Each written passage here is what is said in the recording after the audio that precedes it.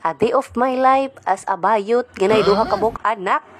For today's video mga bayot, nagpractice na kong make-up para magbukha na mga akong babae sa inyong paningin.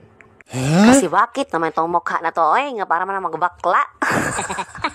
Kasi ngayon ko lang talaga nalaman ba, kung kailan dalawa na yung anak ko, mukha pala akong bakla, Tinodo ko na talaga, bumili na talaga ako ng brush set. Para mag-practice na talaga ako mapaganda sa aking sarili.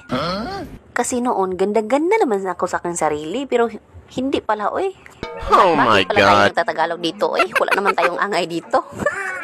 Ngayon ko lang nalaman na hindi pala talaga ako maganda. Bayot pala aking mukha. Hoy!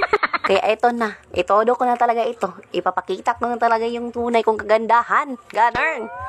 Pero hindi lang yung todo makeup na over colorful nilagay natin dyan, Para hindi naman din tayo mamukhang boring. Hoy!